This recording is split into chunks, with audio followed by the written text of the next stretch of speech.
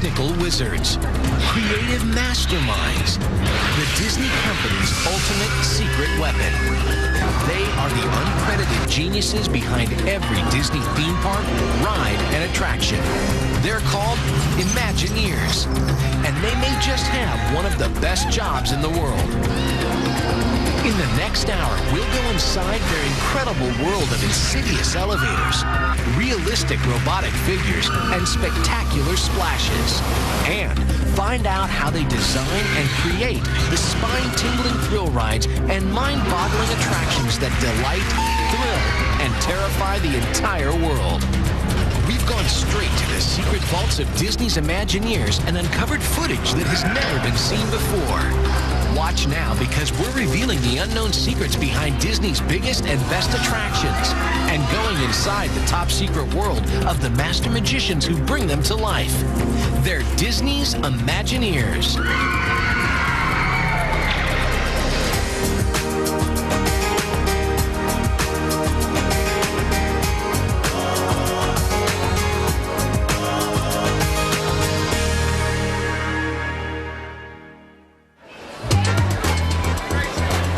Disney's theme parks.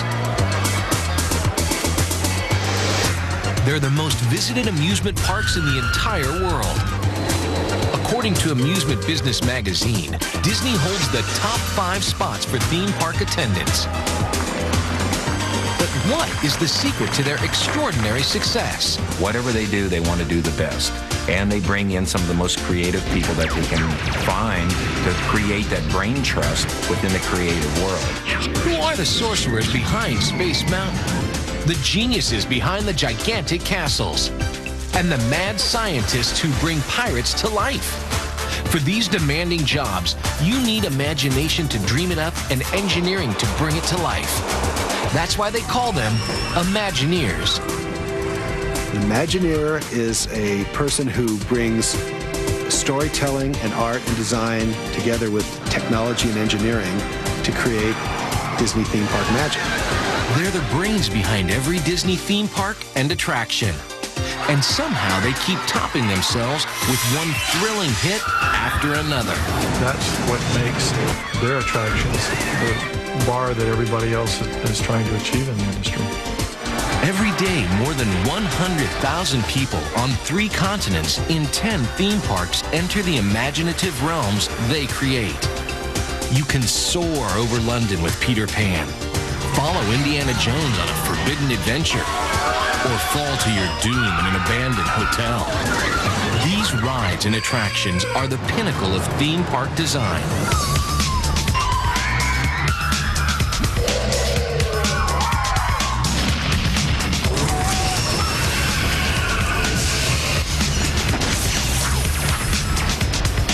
How does Disney come up with this mind-boggling array of awesome attractions? It all started back in 1952 when Walt Disney had a brilliant idea. He went to his best film animators and told them they were going to be theme park creators. One day he walked by my desk and he said, "I want you to work for Disneyland and you're going to like it." And he walked right on through. He didn't wait for an answer or anything. For Imagineering, California's Disneyland is where it all began. They started out working at Disneyland and then have built virtually every park and every attraction within the Disney organization since then. In those days, Imagineering was known as WED Enterprises for Walter Elias Disney, but people were confused by the name WED. We got a little tired of getting all these phone calls from people who wanted us to arrange marriages for them, so we changed it to Walt Disney Imagineering. Since California's Disneyland, the Imagineers have taken the theme park world by storm. You could say they set the gold standard, and these days, everyone tries to copy them. What I find fascinating today in any theme park design, you talk to the people who did the design, and invariably you'll look back and see that this person was trained by, or the person they were trained by was trained by, somebody who worked for Disney. Most people take it for granted, but the scope of what the Imagineers do is absolutely huge. artists, sculptors, architects, computer scientists, and engineers. People are always asking, what does an Imagineer do? What's your typical day? And your first answer is always, there is no typical day. Imagineers are people who really try and create impossible things in a real world. Impossible things in a real world? Sounds pretty tough. So let's start at the beginning. The very first step, brainstorming. The Imagineers call this stage blue sky. At this point, anything is possible. Typically, or quite often, a blue sky process or a blue sky session can be a blank sheet of paper where we literally don't know what we're doing. And we start with that and take off. Every Imagineer agrees there's one crucial element that sets their attractions apart from the competition. And it's probably not what you think. The most important element of every attraction is the story. The show has a story, based on story. It starts with a story. The story. The story. A story in a theme park? Well, story is so important to attractions is because it is the glue that holds it all together. It is the emotional connection. Whether it's a classic Disney animated film story or a story that belonged in the past to somebody else or something we've completely made up just for our parks, it really makes a big difference in the overall experience. Thanks to the story, you probably remember the classic attractions from the days of Walt Disney. This one may be a 30-year-old ride, but it's still a spellbinding story. Pirates of the Caribbean is probably the attraction that's regarded as the most story-intensive attraction that we've ever done. Pirates of the Caribbean is one of the attractions that Walt Disney personally supervised. In fact, I think it was the last attraction that he personally supervised. And it has a wonderful story and a wonderful sense of storytelling from a theme park. Pillaging pirates, madcap maidens, the quest for buried treasure. It's Pirates of the Caribbean. And it puts you smack dab in the middle of a swashbuckling fantasy adventure. In case you don't know what pirates are all about, the first thing we do is remind you. First thing you see is a skeleton with a sword through his chest. We're introducing the audience to all the things that are about pirates. There isn't a narrative there. It's a narrative of images throughout, but it is about a lighthearted look at pirates and the trouble that they cause and they get into. This rollicking adventure is one of the best stories from the past. But what kind of stories are the Imagineers telling today? At the Disney MGM Studios in Orlando, Florida, you'll find one of the best. A 60-mile-an-hour head rush of adrenaline-pumping pleasure. It's Disney's newest coaster, and it's called Rock and Roller Coaster starring Aerosmith. The announcement of this new cutting-edge coaster rocked the theme park world. When they first announced that Disney and Aerosmith was going to be tied together in an attraction, a lot of us went, whoa, this is going to be cool, because it shows edginess. It shows that the Imagineers of today aren't the Imagineers that our fathers knew. It's a whole new concept. This coaster is cool, and it's entirely in the dark. But it's the story that makes it a one-of-a-kind theme park thrill. Story is really important for Rock and Roller Coaster because the name itself suggests an average ride, a roller coaster. Everybody's seen them, everybody's done it. The storyline here separates the fact that it's a roller coaster with an experience. Disney stories often begin while you're waiting in line. This is what Disney calls the pre-show.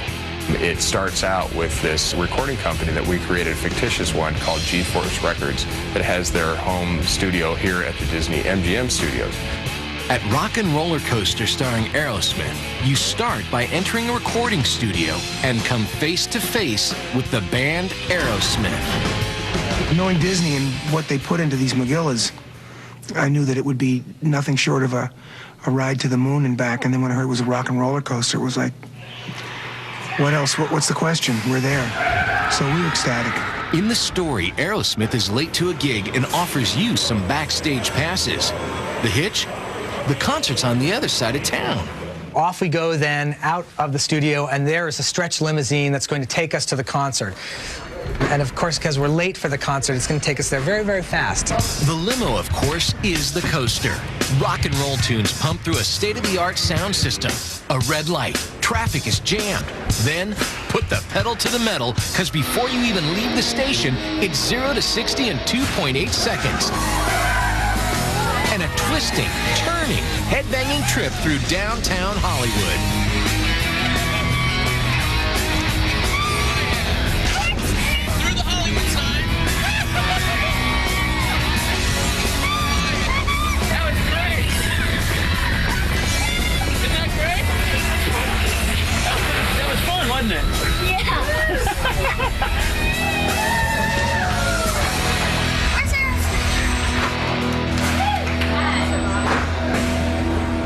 The story is really a race to the concert. And that kind of story overlay is what we do at Imagineering. Rock and Roller Coaster starring Aerosmith is a great example of how story makes a difference. But it's only the first step. It's a long road to making a ride into reality. What's next? Putting it down on paper. With painstaking attention to detail, each scene must be mapped out on a storyboard, just like those used in the movies. The storyboard process is where we really decide what the story of the attraction is going to be. The storyboard is the Bible for every new attraction. We refer back to the storyboards through the whole design process. The storyboards help you keep focus on what the main story is as we move along, as we build our model, as we do our illustrations. Once the illustrations are complete, a scale model is created. This meticulous mock-up is a dead ringer for the real ride. We make the model at a certain height so that the art director can stand in the model with their eyes at about the same height like the guest's eyes would be. And then you can look through the model and carefully identify how all the pieces look next to each other in the right configuration. Once the models are complete, they turn to the computer. It allows Imagineers to virtually ride their creations before they build them. Designs and mock-ups take years, but they're still just the beginning. Everything is tested over and over, and then they test it again. We'll have Imagineers who've already written something, a couple of years before it actually goes into the field. And we'll tweak and we'll see, does this work exactly how we thought it would, or is this too scary, or is it not fun enough? We'll make all the adjustments necessary. After years of toiling over stories and mock-ups and riding through testing facilities, it's finally time to build the real thing. But when building in the real world, suddenly you have real problems. How do you turn storyboards in a model into a mammoth mountain that will thrill thousands of visitors a day? The perfect example can be found at Walt Disney World's Magic Kingdom. It's called Splash Mountain. It puts you smack dab in the middle of a feud between Brer Fox and Brer Rabbit. And then it takes you to the top of the Magic Kingdom and drops you to the watery depths below. It's almost like going through a three-dimensional movie. We've got a beginning, a middle, and an end, and wherever you see the characters in this ride, you see them in their typical poses of their relationships to each other. So the whole story is you're going along, it's, you go through the happy place, you're singing songs. As you progress through the ride, the mood gets a little bit darker, the music changes, the lights come down, the colors get darker. And then all of a sudden, you've almost forgotten the fact that you're going to come around the corner and voila, you're going to go up this drop. And you know that something is about to happen. If you've made it this far, it's too late. You're going to go up and you're going to come down. And when you do, it's a heart-stopping, skin-soaking 52-foot drop. You'll be glad when it's over. Splash Mountain may be the simple story of a wily fox and a curious rabbit, but it was a bear to build. The ride had to be an exact replica of the scale mock-up. So how do you turn a 1-inch scale model into an 87-foot mountain? Once that model is done and complete and bought off, we will then take it and divide it up into little cubes, put it in a computer, and do an XY axis CAD drawing off of it. This information is sent to a rebar bending machine. This powerful contraption twists and bends rods of steel into cages that will form the skeletal structure of the mountain. Those cages, and there will be thousands of them, then get shipped to the site where there's a major primary structural steel that's been built, and they get welded onto that steel, and a mountain starts to take shape in the form of a frame. Specialized sculptors then take over. A hulking mass of metal is transformed into a whimsical mountain. We come through with lath, plaster, and some of the best artisans in the world come in and sculpt rock work. The finishing touches? Paint and plants make the mountain come to life. It may be a mountainous marvel on the outside, but Splash is a mechanical monster on the inside. You have all the normal challenges of building a building. You have air conditioning, you have to have emergency exits, you have to have ways for maintenance people to get around.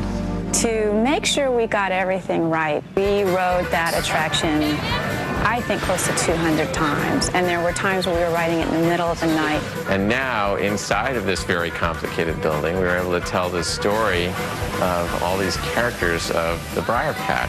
When it comes to water rides, Disney's Splash Mountain is as good as it gets. Up next, the Imagineers give up the secrets behind their most advanced ride vehicles. Imagine falling 13 stories in a runaway elevator. And later, the inside story on the Imagineers special effects shows. It's Radical Rides when we come back. In the battle for theme park dominance, they're the ultimate secret weapon. They are the master magicians behind Disney's theme park magic. They're called Imagineers. They create every ride and attraction inside Disney's 10 theme parks. But how do they do it? They always start with a story, but these tales take you places you've never been before. Imagineers use lots of tricks to tell their stories. This one may come as a surprise. Ride vehicles. For Disney, they're storytelling machines. Every single day, Disney ride vehicles are bumped and battered, twisted and tortured. They take the punishment a Disney ride dishes out. It's got to run 16 hours a day, 7 days a week, 365 days a year. Disney has thousands of ride vehicles. They're on 3 continents, spread throughout 10 theme parks. The inspiration for Disney's most advanced ride vehicle came from one of their most popular attractions, Star Tours.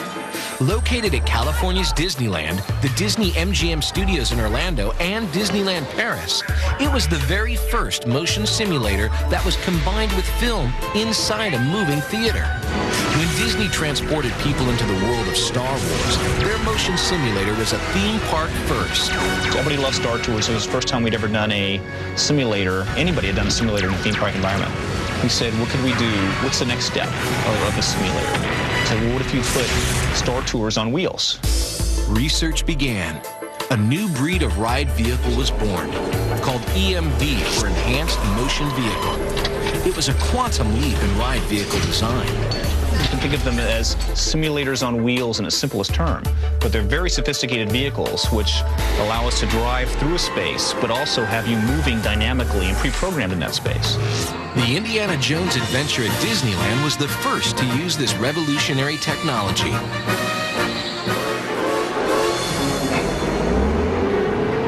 Murderous mummies, flaming fireballs, slithering snakes. Forget the real world, because this is an Indiana Jones adventure and you're in the driver's seat. This bone-rattling off-road experience bounces and bumps its way through an ancient temple in a desperate attempt to escape the wrath of the gods.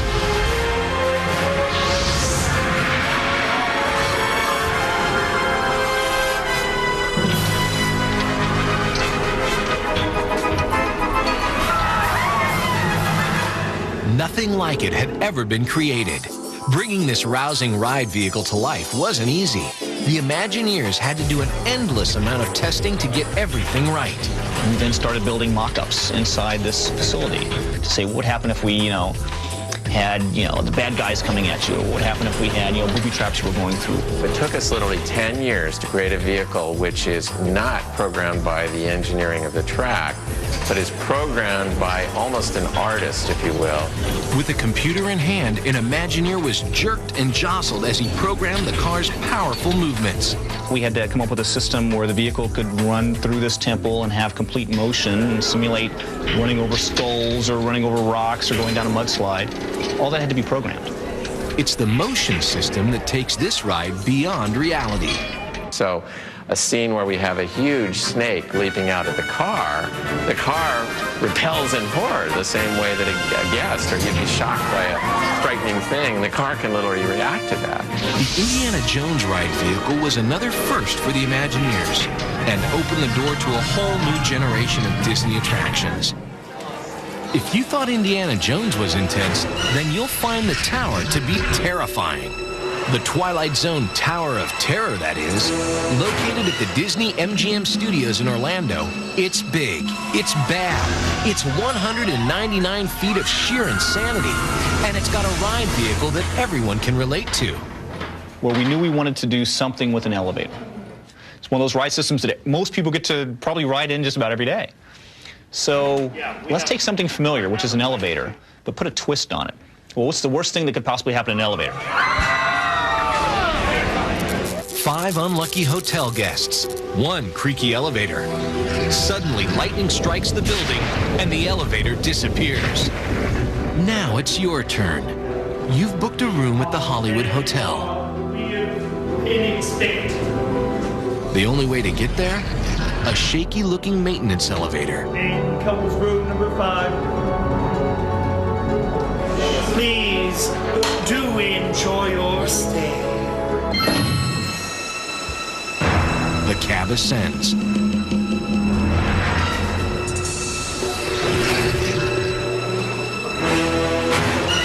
First floor, ghostly apparitions beckon you to join them.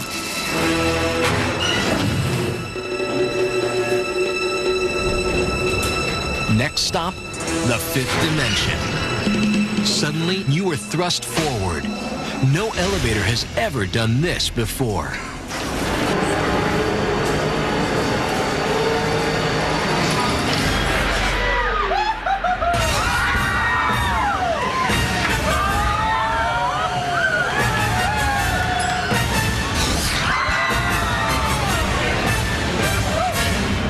Making this runaway lift come to life was nothing short of impossible.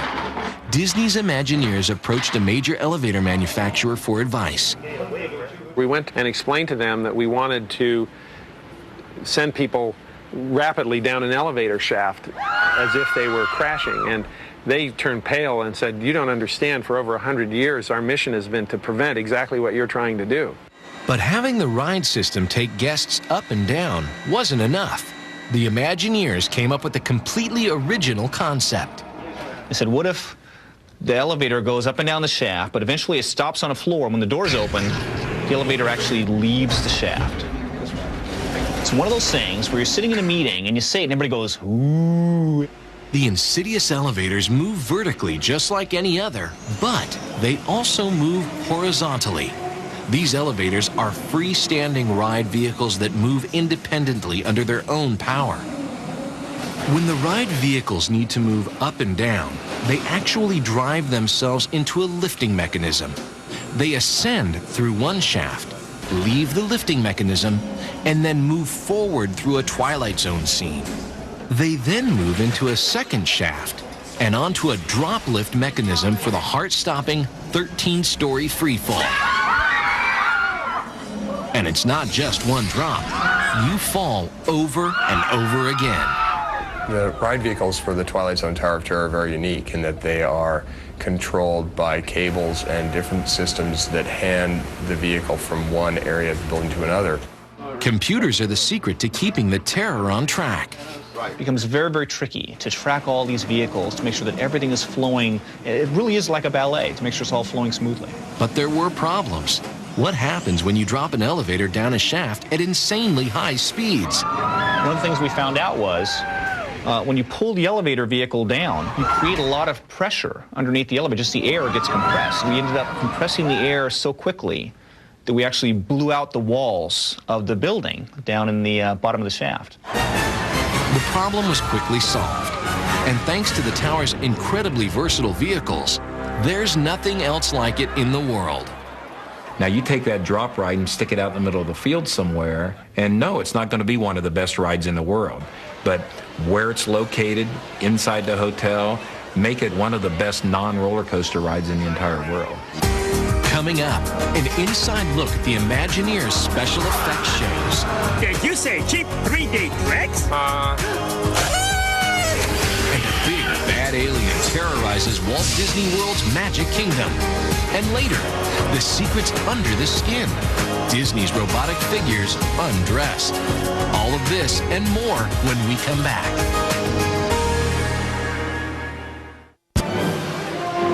From Towers of Terror to Indiana Jones Adventures, they are the creators of every Disney attraction. They're called Imagineers, and they're the masterminds behind Disney's theme park magic.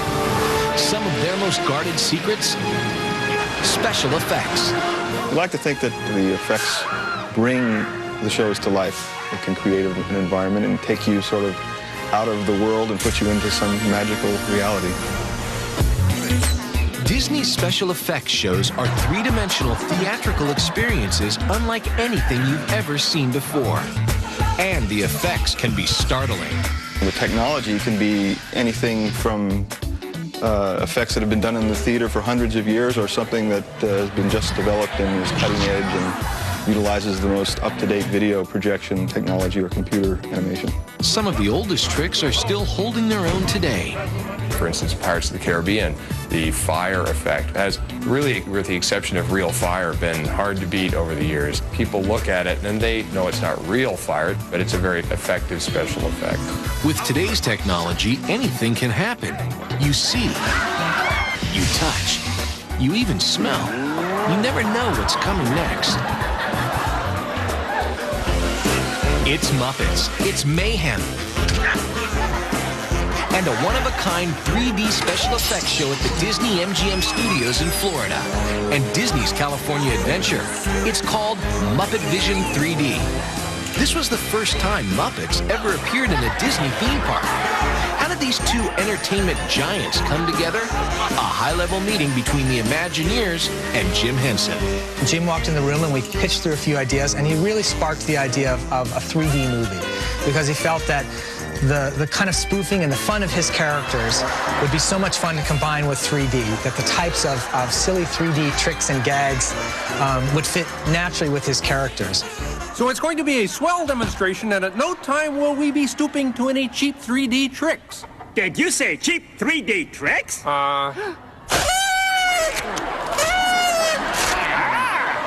And here's something I wanted to spring on you. The Muppets are on the loose, and no one is safe from their goofy antics. You receive a demonstration of what they call Muppet Vision 3D every time you go in there, and that demonstration includes all these wacky things that happen in the theater. The effects? Bubbles, water, fog. Simple but effective ways to tell the story. And of course, it's all in 3D, so you can almost reach out and touch it. A big show needs a big finale, and Muppet Vision 3D is no exception. We decided we would blow up the theater, so the theater gets partially destroyed and damaged, but nobody gets hurt. But how do you destroy an entire theater without destroying the audience? Most of the effects are achieved through various different kinds of technology and combines lighting and strobe effects, large format projection, cryogenics, CO2, all mixed together and timed properly to give the correct impact.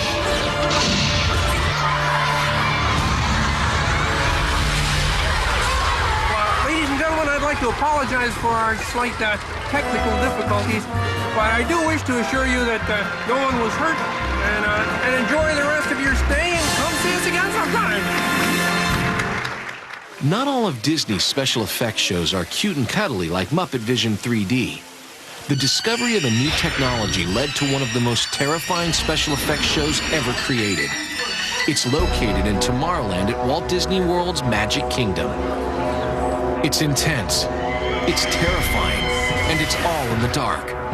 It's called the Extraterrestrial Alien Encounter. And you've never seen or felt a show quite like this before.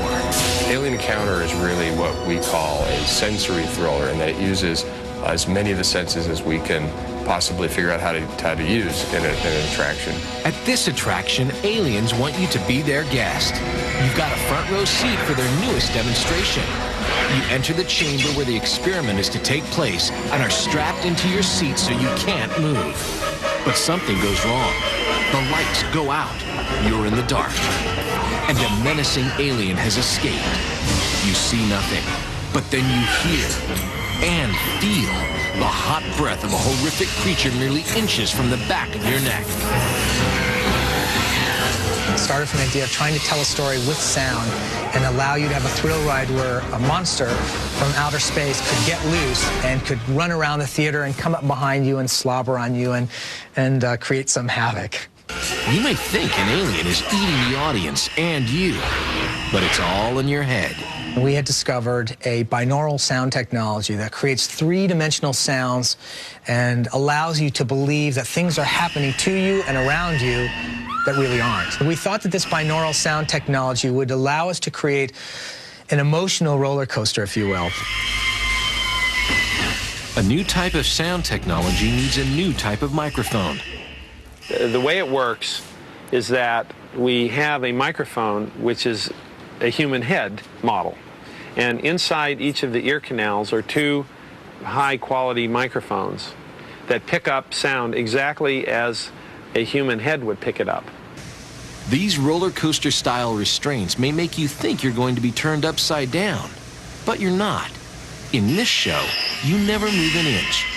These devices serve another purpose. We designed seats with speakers as close as possible to the guest's head, and these restraining devices that feel like they're holding you in to experience this experiment, but they're really getting the special effects lined up so that they're perfect for each guest that comes in there. Because binaural sound is able to place a sound psychologically very close to your head, you believe that that alien is literally right behind you.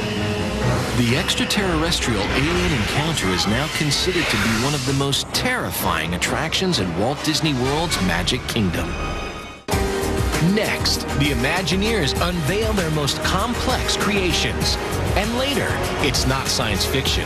It's the future of Disney's theme parks. Robots come to life when we return. Every day, hundreds of thousands of people enter Disney's theme parks the world over. The fantastic places they go, the eye-popping images they see, and the heart-stopping rides they experience are all thanks to one elite group of designers. They're called Imagineers. Many of their attractions contain a very special element. Some think they're real. It's hard to believe they're not. They're the Imagineers' most significant contribution to the theme park world. No, these aren't people, they're robots. Called audio animatronics figures, you won't find figures that look this real anyplace else on Earth.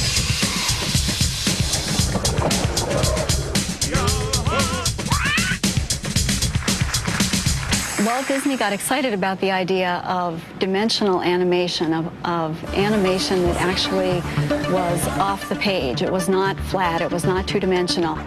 U.S. presidents, country bears, a rollicking band of pirates. These early audio animatronics characters were called A1 figures, but they were just the beginning. In this unassuming building at Walt Disney World, all of the audio animatronics technicians are trained to maintain these complex characters. Cameras have never been allowed inside this forbidden area. The secrets under the skins? A mind-boggling mass of tubes, wires, actuators, computers, and hydraulic pumps. This is a typical mechanical assembly that you'd see inside the bodies. On the outer shell is what we use as a butyrate shell that holds the shape and anatomy of the figure. And then we put face skins. We use a PVC plastic material that's a hot mold injection type process. And we do the same thing for the gloves that we call the hand skins. The Imagineers' never-ending quest to improve these figures led to a major breakthrough in 1989. They invented a technology that would make their figures frighteningly human. These advanced models are called A100s. The first one ever created? The Wicked Witch from The Wizard of Oz. Located at the Disney MGM Studios' great movie ride, she moves like no figure before. The A100 audio animatronics incorporated a new concept for us, which was compliance, and this allowed quick movements of the arm, which were absorbed by the body. Compliance gives us the capability of controlling the force that either pushes and pulls against a function. On the older A1 figures, the Imagineers had to sacrifice speed for control. Not anymore. If I do a fast arm motion with myself like this and stop, it'll look pretty smooth and natural because my body has built-in compliance. The discovery of compliance changed everything. The body doesn't just shake, which makes it look very unnatural. So this addition of compliance to our figure series really raise the level of believability and realism in our figures. Creating the figure movements is an art form. In fact, it's done by an animator, just like Disney cartoons.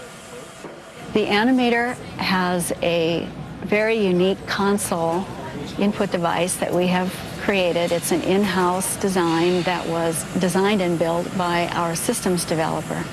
The animator's console allows the animator to animate the figure in a completely intuitive way. The Imagineers want everything to be perfect, and perfection takes time. Once the animator sits down in front of the console and actually has full access to the figure, I would say that it takes an animator a week to do 15 seconds of animation. But have you ever wondered what happens if something goes wrong during one of Disney's shows? Some figures have an emergency system. One example can be found at the Hall of Presidents at Walt Disney World. Lincoln and Washington have that fail-safe system where we have mercury switches in them to where we monitor how far they lean left or right or forward and back. If George or Abe aren't behaving, the show is shut down immediately. And then both those figures set in chairs, so we have the chairs rigged up to where the breakaway, to where when they fail, they will just sort of slump down and then fall back and like they're going to take a rest and go to bed and go to sleep. This has happened at the Hall of Presidents on a few rare occasions. We got a lot of oohs and ahs from the guests out in the audience. I even heard one person when I was there that they thought we were reenacting the assassination of President Lincoln. The Hall of Presidents may be the only place to bring every U.S. leader to life, but the most complicated and awe-inspiring audio animatronics show ever created can be found in Epcot's World Showcase. It's the American Adventure. The American Adventure Show is one of the most unique shows at Epcot or possibly in the world. And the reason it is the number of audio animatronic figures that play in the theater. Ben Franklin, Mark Twain, Susan B. Anthony. America's greatest historical figures are brought to life 8 times a day to tell a patriotic story of America. No actors, no stage managers. The amazing thing is that not one member of this cast is real.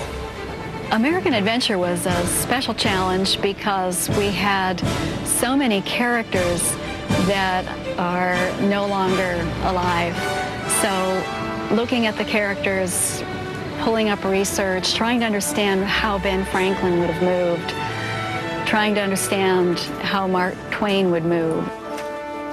With 33 figures in this show, the Imagineers had to create a complex carriage system to bring each of the 11 sets into view right on cue. This mammoth mechanical device takes up more room backstage than the audience does up front. Some of the figures do some astonishing things. Can you twirl a lasso? Probably not, but just take a look at this. Will Rogers actually literally twirls his lasso. That is not fake. That audio animatronic figure actually does the twirling of the lasso. The Imagineers will, no doubt, invent even more complicated audio animatronics figures in the future. Our goal is everybody knows that these figures are mechanical, electrical, electronic, hydraulic, pneumatic, right? But when we can put character into these figures and create the illusion of life and pull the people into that character and they're believing this figure has come alive, then we have done our job to the best of our ability. Right? Coming up, we go into Disney's top secret research laboratory. You'll see their newest inventions are straight out of science fiction. And the Imagineers disclose their most intense thrill attraction ever. Stay tuned for a sneak peek at the space-aged future of Disney's theme parks. They're the leading force in the creation of theme park technology and story-driven attractions. They're Walt Disney's Imagineers. And as they enter the 21st century, their rides and shows will no doubt reflect the technological advances of the times. Their latest attraction is no exception. According to the Imagineers, it's the most intense thrill ride experience ever. And it's like nothing you've seen before. Located at Walt Disney World's Epcot, it's Disney's newest thrill, and it's called Mission Space. Ready to go and make new discoveries? Disney won't release footage inside the actual attraction, but they claim it will rival a trip into space. The notion is that you are an astronaut in training, and we are going to put you through the paces that astronauts go through to see if you have the right stuff. Forget the vomit comment. In this ride, you'll pull multiple Gs during the simulated liftoff and experience the weightlessness of space for the first time in any theme park attraction. When you blast off, you really feel like you are blasting off. We're actually putting sustained G-forces on your body, so you feel the thrust of the rockets. And then we take you to a destination, which I can't reveal right now.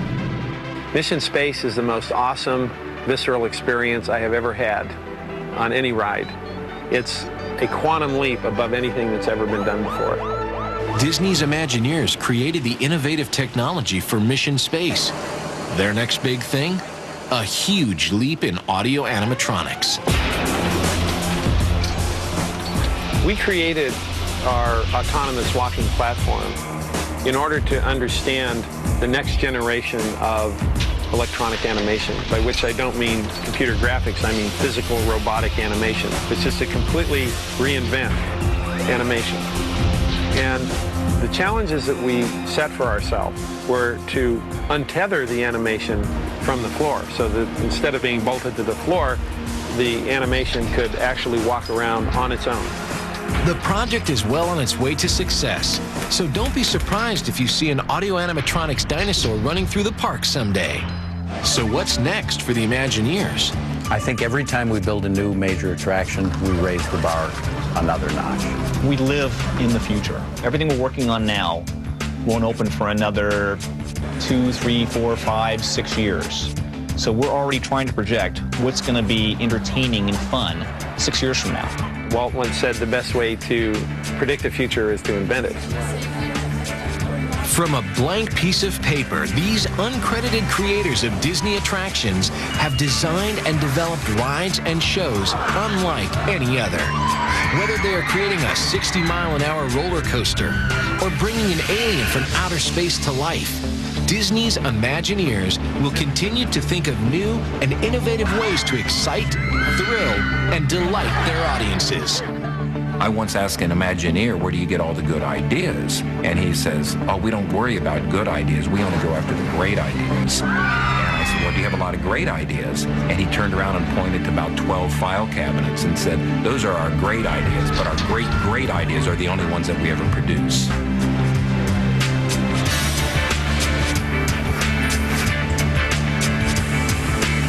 We get to see, do, and learn so many things in the course of our day-to-day lives here. It's the greatest job in the world.